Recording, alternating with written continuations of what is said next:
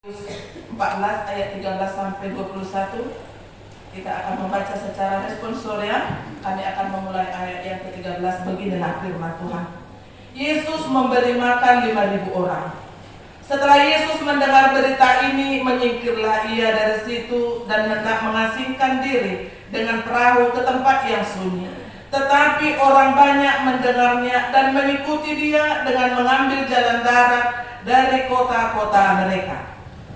Ketika Yesus mendarat, ia melihat orang banyak yang besar jumlahnya, maka tergeraklah hatinya oleh belas kasihan kepada mereka, dan ia menyembuhkan mereka yang sakit. Menjelang malam, murid-muridnya datang kepadanya dan berkata, "Tempat ini sunyi dan hari sudah mulai malam. Suruhlah orang banyak itu pergi supaya mereka dapat membeli makanan di desa-desa."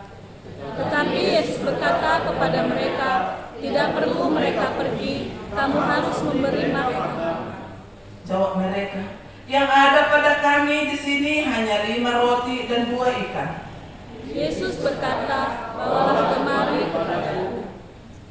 Lalu disuruhnya orang banyak itu duduk di rumput, dan setelah diambilnya 5 roti dan 2 ikan itu, Yesus menengadah ke langit dan mengucap berkat, lalu memecah-mecahkan roti itu dan memberikannya kepada murid-muridnya, lalu murid-muridnya membagi-bagikannya kepada orang banyak. Dan mereka semuanya makan sampai kenyang. Kemudian orang mengumpulkan potongan-potongan roti yang sisa 12 bakul penuh. Yang ikut makan kira-kira 5.000 laki-laki, tidak termasuk perempuan dan anak-anak. Sekian pembacaan firman Tuhan. Kita nyanyikan firman-Mu menjadi terang.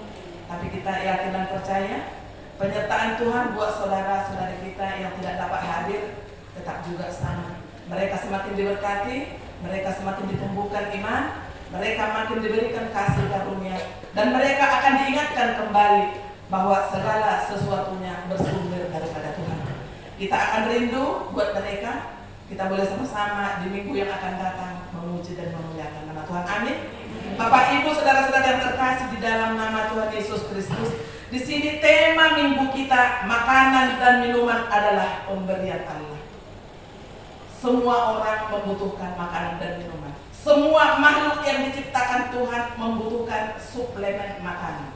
Bahkan lebih dari situ, Tuhan telah persiapkan pada kita. Bagi orang-orang yang percaya, yang hanya kebutuhan makanan dan minuman dan kesenangan semata, itu adalah orang-orang yang kurang beruntung. Bahasa udah kami halak nasomarut tuh molo-molo di kamulatemo, kalau butuh mesti panganan, roh hama malu ni akta puas. Dah semar penerima tua kadongan, itu orang-orang yang kurang beruntung. Karena apa? Itu orang rakus. Unang kita terlalu tegang, unang kita terlalu pesimis di dalam hidup ini, karena segala sesuatunya Tuhan perhitungkan karena kita adalah milik Tuhan. Di dalam kitab Matius, di sini Injil Matius ditulis orang Kristen yang mudik yang belum percaya pada ketika itu pada abad pertama di daerah Palestina, itu menjelang abad pertama. Injil ini ditulis untuk mengajar mereka dengan teliti dan cermat bagaimana Yesus telah menggenapi nubuat-nubuat di dalam perjanjian lama. Asa ado pedoman di bata si Tuhan Yesus namun diutusna untuk menggenapi nubuat-nubuat di dalam perjanjian lama. Disimak gabe adong dasar-dasar bagi gereja siat Injil Matius. Di Injil Yohanes telah mengisahkan dengan lengkap tentang Yesus memberi makan 5.000 orang. Bapak Ibu, saudara-saudara yang terkasih di dalam nama Tuhan Yesus Kristus, kaitan dari ayat yang ke-13 ini sampai ke bawah sekali sampai ayat 21 sangat berkaitan dengan Yohanes Pembaptis yang dibunuh. Jadi dari ayat 1 ke ayat 12 ini sangat berkaitan sekali. Bapak Ibu saudara-saudara yang terkasih di dalam nama Tuhan Yesus Kristus, di ayat yang ke-13 tadi dikatakan di sini, setelah Yesus mendengar berita itu, menyingkirlah ia dari situ dan hendak mengasingkan diri dengan perahu tempat yang sunyi. Buasa. Kenapa Tuhan Yesus mengasingkan diri? Ingin dia menjauh karena apa? Suatu duka yang paling dalam yang dia rasakan. Karena apa? Karena permintaan Raja Herodes yang meminta dipenggal leher Yohanes Pembaptis.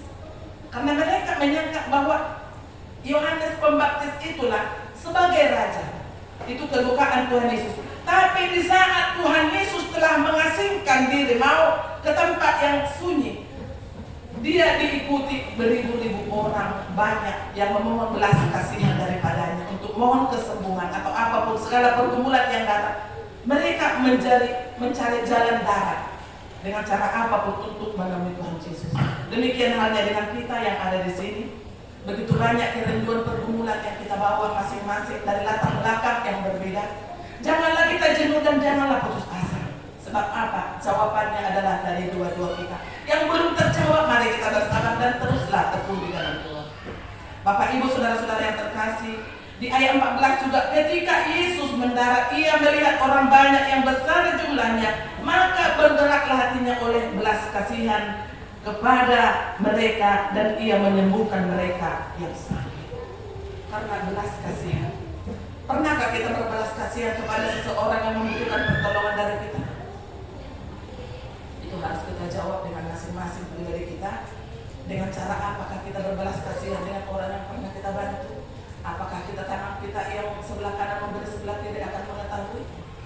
Tuhan akan tahu, Tuhan akan memberikan yang terbaik di setiap apa yang kita berikan, apa yang kita tanamkan, dan itulah akan yang bakal kita beri. Bapak Ibu saudara-saudara yang terkasih, di dalam firman Tuhan kita diajak untuk melihat Yesus tidak sekedar memenuhi kebutuhan hidup jasmani, tetapi lebih dari itu ada banyak hal yang telah diperbuatnya kepada kita. Ido ison gabe dua pembagianan sian khotbah tahun. Yang pertama, ada dua hal yang menjadi renungan kita melalui firman ini. Yang pertama, Tuhan peduli akan kebutuhan manusia. Yang kedua, kuasa Tuhan sanggup mengadakan dan melipat gandakan yang ada.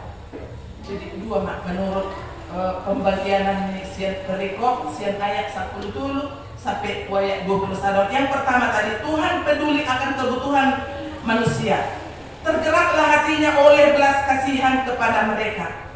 Hati yang sekeras apapun, jika dibelas kasihan akan menjadi lembut dan berkeinginan melakukan sesuatu. Songon rohani jomai, songon dia pe karas ni rohani sasahala. Alimolo tabaik do elek do lembut, tetap juga seperti itu. Songon do nak Tuhan. Mungkin perasaan kita karena belum terjawab apa kerinduan kita selama ini. Tuhan seolah-olah tidak peduli dengan apa yang kita butuhkan. Jangan kita pernah berdoa untuk keinginan kita, untuk keinginan kita bertanian, tapi kebutuhan. Kebutuhan itu lebih utama daripada keinginan. kita butuh untuk makan. Kita mohon kepada Tuhan. Jangan keinginan. Ingin kita untuk punya mobil yang Fortuner yang sudah ada pun tidak bersyukur, itu namanya. Kebutuhan ada dibagi 3 di dalam kebutuhan manusia. Yang pertama kebutuhan primer, sekunder, dan tersier. Kebutuhan primer di situ adalah sandang pangan dan pakan. Yang maksudnya di situ pahyata, si panganota, dohot, tempat, taderlindo, papan. Yang kedua, kebutuhan sekunder itu pelengkap dari kebutuhan primer tadi. Maksudnya di situ alat-alat rumah tangga yang kita perlukan. Yang ketiga, tersier adalah kebutuhan akan barang dan jasa yang tergolong barang-barang yang mewah. On agak perlu di bio, mulai kita nak perlu sandang pangan, loh. Jauh tapi tempat berlindung sudah. Tapi di balik semua yang kita harapkan itu, adakah lebih dari yang kita harapkan dikasih Tuhan? Itu tidak perlu saya tunjuk orang-orangnya satu persatu, tapi mari kita jawab. Apa yang kita rindukan, apa yang kita permohonkan kepada Tuhan telah terjawabkah? Mungkin sebagian yang kita inginkan itu belum terjawab. Kita bersabar. Karena apa? Tuhan tahu mana yang terbaik yang akan diberikan kepada kita. Amin. Bapak, Ibu, saudara-saudara yang terkasih di dalam nama Tuhan Yesus Kristus. Jadi apapun kebutuhan kita telah tersedia oleh Tuhan, maka mintalah dengan kerendahan hati. Tapi doa doa seret doa. Karena apa? Tuhan tahu ini yang kau butuhkan. Kau butuh yang seperti ini. Berarti yang kita butuhkan, yang kita utamakan untuk kita minta kepada Tuhan. Jangan keinginan, kebutuhan. Bapak, Ibu, saudara-saudara yang terkasih, yang bagian kedua tadi adalah kuasa Tuhan sanggup mengadakan dan melipat gandakan. Kita lihat di dalam pertemuan mereka pada saat itu yang beribu-ribu orang, bahkan sudah menjelang larut malam. Apa kata murid Yesus?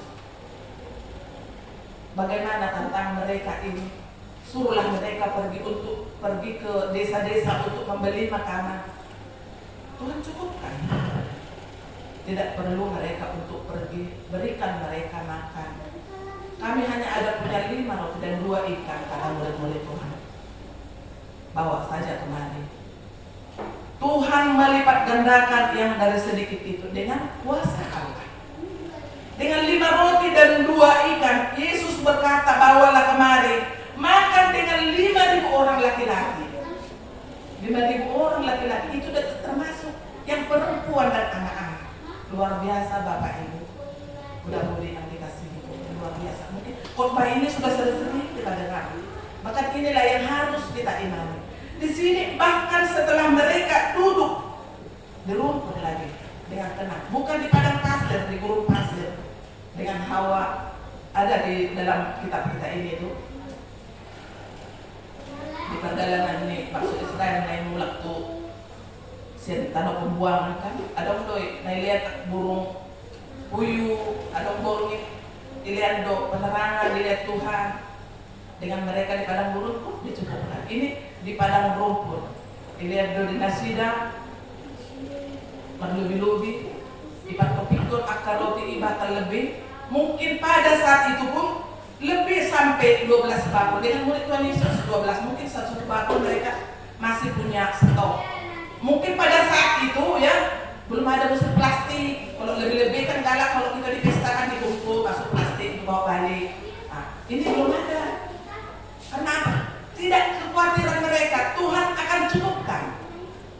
Tidak akan dikurangi, tidak akan ada kecukupan. Mereka tidak ada khawatir. Bahkan lebih dari 12 batu setelah mereka kenyang. Mungkin pada saat itu seperti yang Anu Guru bilang kemarin di Candaan ya, mungkin pada saat itu nanya sakit belum ada, kata Anu Guru dia lama. Orang tidak mikirkan untuk dibungkus, untuk dibawa balik, untuk persiapan untuk hari esok, tidak. Begitulah kita senantiasa dalam hidup kita ini. Jangan kita hidup dan memalingkan muka kepada orang yang datang meminta tolong kepada kita. Yang kita mampu dengan ikhlas, marilah. Tidak bisa lebih banyak, berikan sedikit. Tidak bisa memberi karena kita memang tidak berkecukupan dalam perasaan kita. Janganlah mereka disakiti dan dihina, tapi saling tolong menolong dan mengasihi. Itulah yang dirindukan Tuhan daripada kita. Persembahan bukan hanya dengan materi, tetapi waktu, tenaga, keahlian, doa dan sebagainya itu Tuhan butuhkan juga dari kita. Amin. Jadi sifat kami yang kita itu adalah jalan Tuhan untuk memperalat kita sebagai perpanjangan tangan Tuhan. Mohon doanya Inang, anak kami sakit. Mohon doanya anak keberangkatan anak kami mau kuliah ke sana. Itu suatu pelayanan. Bahkan kita mungkin ditunjuk orang, Inang lagi bawa doa, jangan pernah menolak. Mudah-mudi juga, aman juga semuanya. Karena apa? Tuhan percayakan pada saat kita ada di tempat itu, kita dipilih untuk mendoakan, minta Roh Kudus. Tuhan bantu aku untuk mengutarakan yang terbaik menjadi ucapan rasa syukur kami yang berkumpul di sini. Andalkan selalu Tuhan, seperti nyanyian kita tadi dari awal, kita imani, ikuti kepada Tuhan. Kita tidak pernah merasa kekurangan. Tuhan akan mempertimbangkan, Tuhan akan memperhitungkan apa yang kita persembahkan buat Dia. Dia akan melipat gandakan. Karena apa? Sudah tercantum di sini. Dengan 5 roti dan 2 ikan berlipat dan bersisa lagi. Bapak Ibu saudara-saudara yang terkasih, ada satu cerita, satu orang kaya betul-betul terpandang di daerah itu. Dia akan menyumbangkan untuk di daerah tempatnya tinggal 1000 ekor sapi untuk makan bersama, karena sukacita yang penuh bagi dia ada kemenangan sesuatu apapun itu. Tapi dengan niat di dalam hatinya, bukan dia merasa harta yang akan dibagikan atau makanan yang akan disedekahkan ini bersumber daripada Tuhan. Tuhan lihat itu pada saat itu sudah selesai hidangan semuanya. Datang beberapa orang, ikan yang paling besar dari dalam hutan. Ikan kok bisa menjelma jadi pemakan yang melalak sebanyak itu. Dengan seketika, dengan ikan yang ada 5 ekor yang besar datang dari hutan tadi, melahap hidangannya. Begitu banyak orang yang tidak dapat makanan. Dia sangat malu, orang kaya tadi sangat malu, sangat terpukul dengan kesombongannya. Bapak Ibu saudara-saudara yang terkasih di dalam nama Tuhan Yesus, untuk itu dia dengan satu pukulan dia datang kepada Tuhan. Kalau seperti itulah kejadian yang masa pada saat ini, kita ada kesulitan langsung masih bisa bertemu dengan Tuhan. Dan orang kaya tadi yang sombong itu langsung bersama dengan Tuhan, dia bisa jumpa. Jangan pernah lagi sombongkan dirimu. Karena apa? Apa yang ada padamu adalah bersumber daripada saya. Karena apa? Kuasa Allah, karya Allah telah dinyatakan semuanya. Kekuasaan, kemahakuasaan Allah Bapa telah dinyatakan pada putranya Yesus Kristus Tuhan kita. Untuk itu Bapak Ibu saudara-saudara yang dikasihi oleh Tuhan, hal-hal yang harus dikerjakan supaya Tuhan senantiasa berbelas kasihan kepada kita. Yang pertama, menjadikan Yesus sebagai prioritas di dalam hidup kita. Utamakanlah Yesus di dalam hidup kita. Karena apa? Setiap saat Dialah yang ada. Bikinlah Dia di dalam hati, di dalam batinmu. Senantiasa Dia berkata kepadamu. Setiap ada teguran dari dalam batinmu sendiri, Tuhan akan menggerakkan itu. Jangan lakukan itu. Bapak Ibu harus lebih yakin. Ini di Trinitatis ke-9 ini kita terus semakin dikikis. Iman kita itu semakin dipertajam agar lebih dekat kepada Tuhan. Karena apa? Sudah semakin nyata apapun yang telah tercatat di dalam Alkitab ini. Masa mana sohea masa. Sudah makin banyak nyata. Makin nampak kita lihat. Makin banyak. Beberapa hari yang lalu kita lihat ada saudara, adiknya kawan saya dulu, punya harta yang banyak. Tapi memang baik, selama ini baik. Banyak sekali orang datang dari permakawan yang dia, dari persatuan dia yang ikuti, meneteskan air mata kesedihan. Coba dia kalau kaya sombong, dia bilang, syukurlah. Itu sombong itu katanya. Itu yang mau kita praktikkan di dalam kehidupan kita ini sebagai orang terima, sebagai orang yang taat kepada Tuhan. Karena apa? Apa yang kita punya ini adalah titipan Tuhan dan bakal akan kita tinggalkan. Akan kita tinggalkan. Rumah semewah apapun itu tak akan bisa kita bawa kembali ke liang lahat, ke alam kubur sana. Tidak, itu akan tinggal. Tapi berbuat kebaikan, kita berbagi dengan orang yang membutuhkan, kebaikan itu tidak akan berkesudahan. Mereka yang kita bantu akan merasakan pertolongan kita dan dia pun akan menanamkan kebaikan buat orang lain. Amin.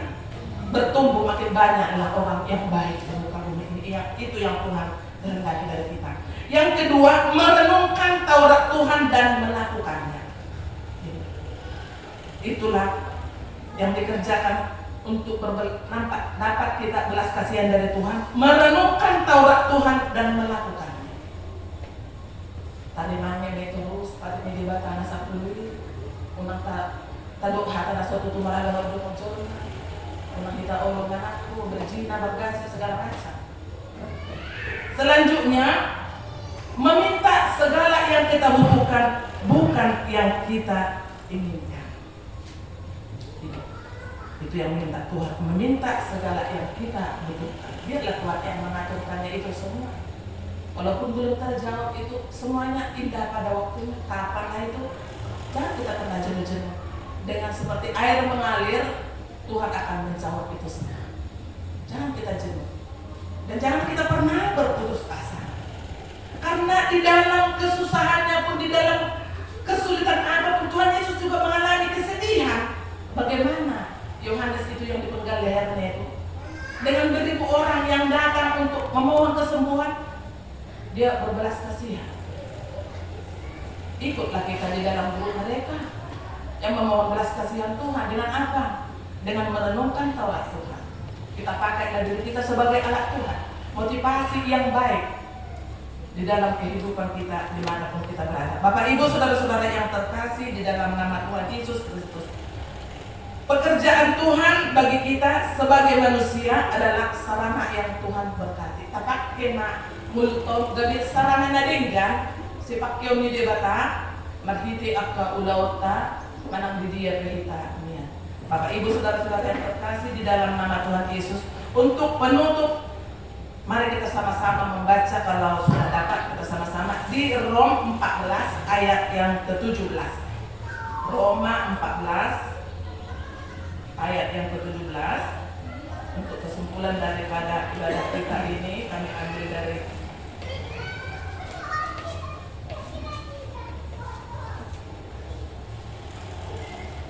sudah dapat Rom 14 ayat 17. Kita sama-sama membaca.